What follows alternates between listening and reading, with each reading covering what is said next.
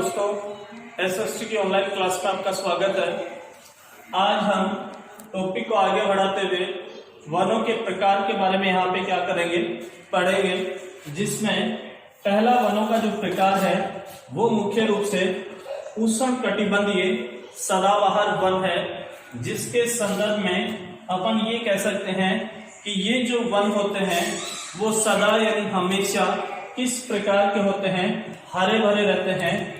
और इन वनों की अगर बात करें तो ये वन जो है देश के उन भागों में पाए जाते हैं जहां औसत वार्षिक जो वर्षा है वो लगभग 200 सेंटीमीटर के आसपास होती है और टेम्परेचर जो है वो मुख्य रूप से देखें तो 24 डिग्री सेंटीग्रेड के आसपास टेम्परेचर होता है।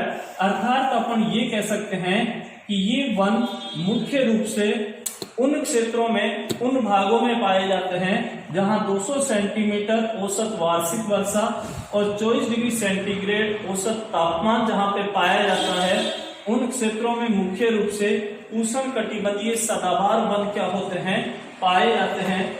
इसके अलावा बात करें तो ये वन जो है उष्णकटिबंधीय सदाबहार जो वन है वो भारत के किन किन क्षेत्रों में मुख्य रूप से पाए जाते हैं, तो इनकी अगर बात करें तो भारत के 3 मुख्य क्षेत्र हैं जहां पे औसत वार्षिक वर्षा 200 सेंटीमीटर से क्या होती है, अधिक होती है। जैसे कि पश्चिमी घाट का पश्चिमी जो ढाल है, वहां आपने मानसून के संदर्भ में पढ़ा था कि भारत का जो पश्चिमी तट है, पश्चिमी तट के ऊपर मानसून सबसे पहले आता है और यहाँ पे सह्याद्री की पहाड़ियां पाई जाती हैं। उन सह्याद्री की पहाड़ियों से ये मानसून टकराता है और यहाँ पे क्या करता है, घनघोर वर्षा करता है। तो एक क्षेत्र तो आपका हो गया पश्चिमी घाट का कौन सा ढाल, पश्चिमी ढाल। दूसरा आप ये कह सकते हैं कि जो अंडमान निकोबार द्वीप समूह है, ये भी अच्छी वर्षा वाला क्षेत्र है जहाँ पे सदाबहार वन पाए जाते हैं।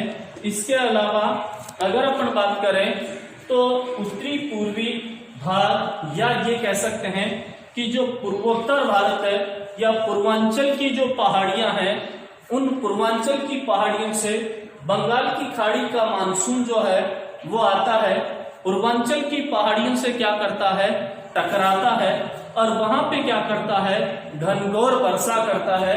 इसीलिए ये कहा जाता है कि जो मासिनराम नामक जो स्थान है, कौन सा स्थान, मासिनराम नामक जो स्थान है मेघालय में है ये, और यहाँ पे पूरे विश्व की सबसे ज्यादा क्या होती है, वर्षा होती है।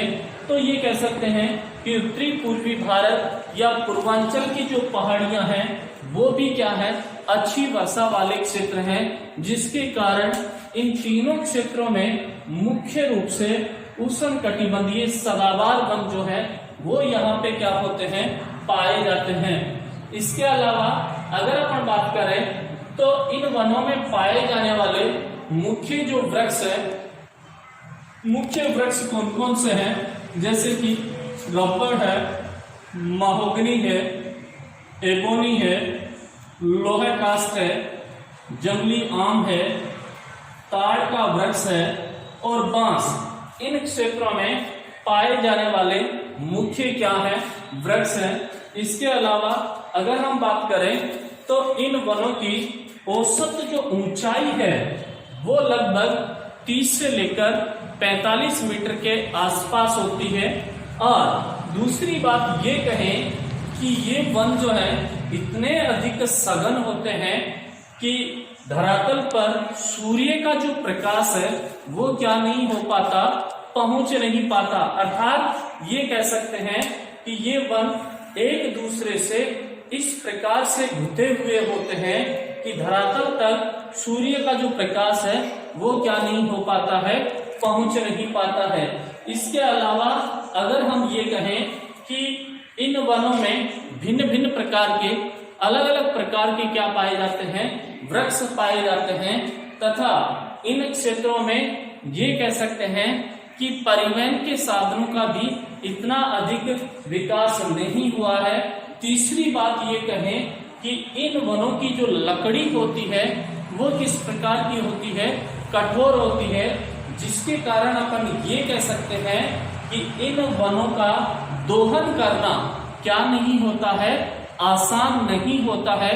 और इसीलिए ये कहा गया है कि ये वन जो है वो आर्थिक दृष्टि से देखें तो क्या नहीं है, उपयोगी नहीं है, लाभदायक नहीं है।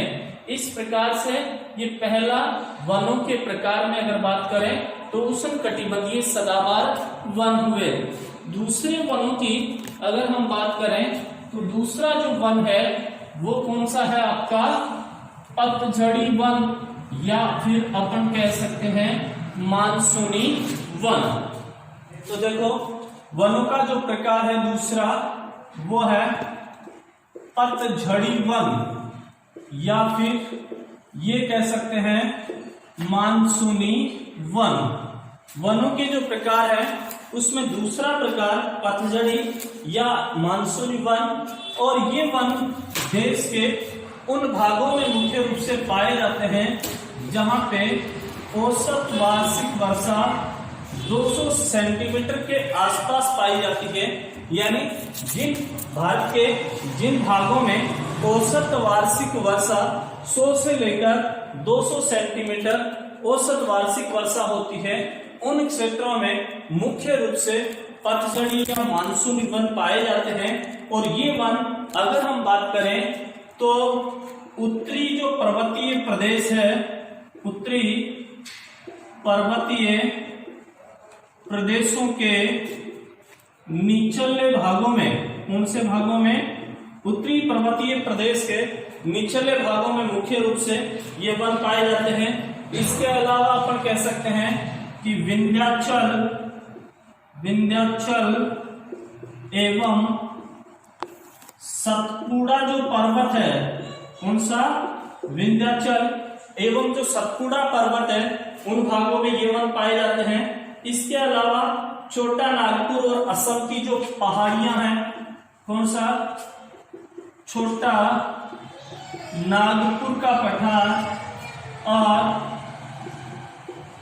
असम की जो पहाड़ियां हैं, उन असम की पहाड़ियों में मुख्य रूप से पतझड़ी या मानसूनी वन पाए जाते हैं।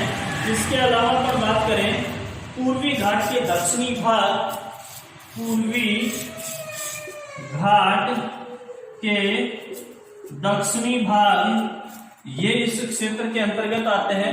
अर्थात ये कह सकते हैं कि पतझड़ी या मानसूनी जो वन है वो उत्तरी पर्वतीय प्रदेशों के निचले ढालों पर ये वन पाए जाते हैं। विंध्याचल और सतपुड़ा जो पर्वत है वहां पे ये वन पाए जाते हैं। छोटा नागपुर का पठार और असम की जो पहाड़ियां हैं वहां पे ये वन पाए जाते हैं। इसके अलावा पूर्वी घाट का जो दक्षिणी भाग है वहां पे ये वन, अर्थात ये ऐसे क्षेत्र हैं जहां पे वर्षा का औसत जो है वो 100 से लेकर 200 सेंटीमीटर के आसपास पाया जाता है। और ये वन न अधिक घने होते हैं और ना ही अधिक ऊंचे। जिस प्रकार से आपने पढ़ा था सदाबहार वन के बारे में कि ये वन क्या होते हैं, अधिक ऊंचाई वाले होते हैं, 30 से 45 मीटर होते हैं।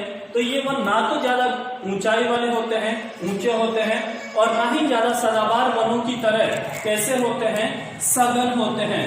और इसके अलावा हम बात करें तो इन वनों में पाए जाने वाले मुख्य जो वृक्ष हैं, अगर उन वृक्षों की बात करें तो इसमें मुख्य रूप से देखें तो साल है, शीशम है, सागवान है, नीम है।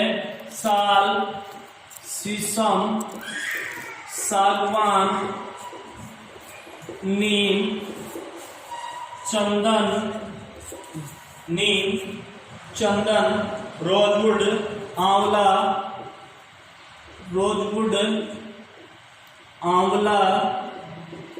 सहतूत। इसके अलावा अगर अपन बात करें तो एबोनी, और आम, ये मुख्य वृक्ष हैं। कहाँ पे, पतझड़ी या मानसूनी वनों में पाए जाने वाले मुख्य वृक्ष साल है, शीशम है, सागवान है, नीम है, चंदन है, रोजवुड है, आंवला है, सहतूत, एबोनी और आम, ये मुख्य रूप से इन मानसूनी वनों में पाए जाने वाले मुख्य क्या हैं, वृक्ष हैं। इनकी लकड़ी कठोर नहीं होती है और आसानी से इनका क्या किया जा सकता है, दोहन किया जा सकता है। यानी ये कह सकते हैं कि जो सदाबहार वन है उनकी ठीक विपरीत ये कहें, क्योंकि सदाबहार वन किस रूप में पाए जाते हैं, कठोर होते हैं, उनका दोहन करना क्या नहीं होता, आसान नहीं होता। उसी प्रकार से अगर इन मानसूनी वनों की बात करें तो ये क्या नहीं होते हैं, कठोर नहीं होते हैं और इन वनों का आसानी से क्या किया जा सकता है, दोहन किया जा सकता है, अर्थात आसानी से इनको काटा जा सकता है। इनकी लकड़ी से मुख्य रूप से जो मानसूनी वन, पतझड़ी वन होते हैं, उनकी लकड़ी का जो उपयोग किया जाता है मुख्य रूप से जलयान निर्माण में इनका उपयोग किया जाता है। विभिन्न प्रकार के फर्नीचर बनाने में इनका क्या किया जाता है, उपयोग किया जाता है। इन क्षेत्रों में यातायात के साधनों के विकसित होने के पश्चात अधिक मांग और अधिक उपयोग से लगातार इन वनों का दोहन क्या होता जा रहा है, दिन प्रतिदिन क्या होता जा रहा है, बढ़ता जा रहा है। अर्थात ये कहें कि जो पतझड़ी या जो मानसूनी वन है, इन पतझड़ी या मानसूनी वनों में यातायात के साधनों का धीरे धीरे क्या होता गया है, विकास होता गया है, जिसके कारण इन वनों का दिन प्रतिदिन अधिक यूज या उपयोग जो है वो क्या होने लगा है। इस प्रकार से अपन ये कह सकते हैं कि वनों के ये मुख्य प्रकार, जिसमें आपने दो प्रकारों के संदर्भ में पढ़ा, एक उष्णकटिबंधीय सदाबहार वन और दूसरा पतझड़ी या मानसूनी वन के संदर्भ में पढ़ा। नेक्स्ट जो है अगली क्लास में